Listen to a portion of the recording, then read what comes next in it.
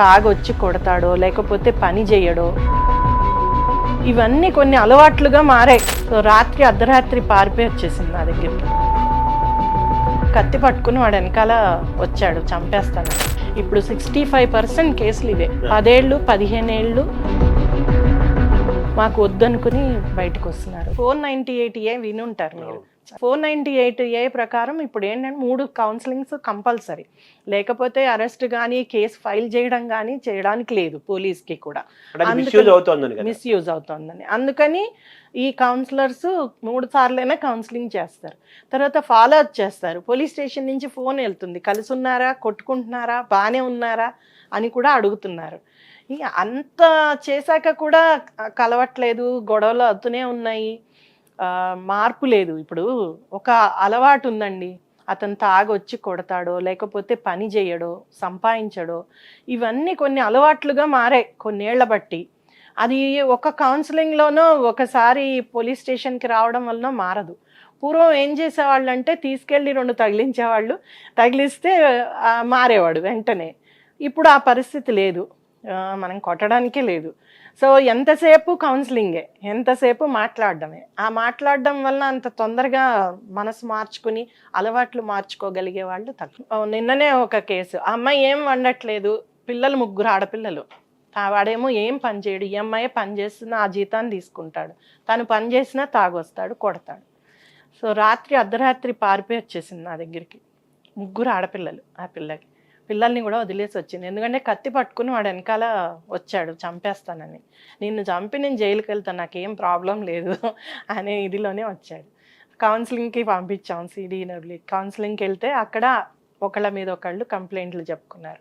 నువ్వు ఈ అమ్మాయి వండి పెట్టదు, ఇంట్లో పని. ఆ అమ్మాయి రోజంతా 8 గంటలో 9 గంటలో డ్యూటీ చేసి రావాలి, ఇతను ఏ హెల్ప్ చేయడు. పైగా వచ్చాక కూడా వేడిగా అన్నం లేదనో కూర లేదనో అన్నీ ఇసిరేయడం, దాన్ని కొట్టడం, ఇవన్నీ చేస్తాడు. అందుకనేసేసి ఆమె అంటే ఇష్టం లేదు అట్లా అలా ఉండడం, బతకడం. ఎన్నేళ్ళు బతకాలి ఇలాగా? పిల్లలు కూడా ఏంటంటే వాళ్ళు కూడా అమ్మతో ఉండాలో నాన్నతో ఉండాలో, రోజు కొట్టుకునే వాళ్ళతో ఎలా ఉండాలో వాళ్ళు తెలియని పరిస్థితి. అందరికన్నా అన్యాయం అయిపోయేవాళ్ళు పిల్లలే కదండి ఇలాంటి.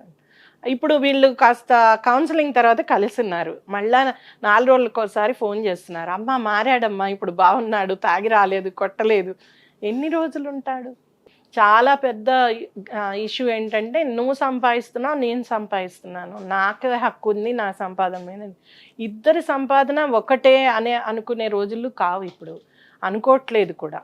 పూర్వము చాలామంది భార్యలకి భర్త ఎంత సంపాదిస్తాడో తెలీదు, జీతం తెలీదు, కొట్టుకోకుండా స్తబ్దంగా ఉంటున్నారు. దాన్నే సైలెంట్ డైవర్స్ అంటున్నాం. సైలెంట్ డైవర్స్ అంటే అతనికి అయి అన్నీ ఇంకా మాట్లాడుకోరు, తన రూమ్ తనది, ఆయన రూమ్ ఆయనది, తన ఉద్యోగం తనది, తన ఖర్చు తనది, ఇంట్లో ఏది కావాలో చూస్తాడు, లేదంటే ఎవరికి వాళ్ళు ఆర్డర్ చేసుకుంటారు, తింటారు. ఎక్కడా కూడా వాళ్ళకి కనెక్టివిటీ ఉండదు. ఊరికేనే వెళ్తున్నాం వస్తున్నామనో ఒక మినిమం కమ్యూనికేషన్ మట్టుకే ఉంటుంది. నాకు వచ్చే కేసులు ఈ మధ్య ఎక్కువైపోయాయి. 20 ఏళ్ళు 30 ఏళ్ళు పిల్లలు, ఒక 14 ఏళ్ళు 15 ఏళ్ళ పిల్లలు ఉన్నా కూడా విడిపోవడానికి మొదలవుతున్నారు. మీరు వినే ఉంటారు, 50 ఏళ్ళు 60 ఏళ్ళు సంసారాలు చేసిన వాళ్ళకి కూడా దాన్ని ఇంకోటి అంటాం, గ్రే డైవర్స్ అంటాం. అంటే చాలా ఏళ్ళు కలిసి ఉన్నాక కూడా ఇంకా వాళ్ళకి ఒక రకమైన విసుగు అన్నమాట. ఆ విసుగుతోటి ఎప్పుడు ఇంతేనా లైఫ్, ఇంకా మార్చుకోవాలి జీవితాన్ని, చాలు ఇంకా.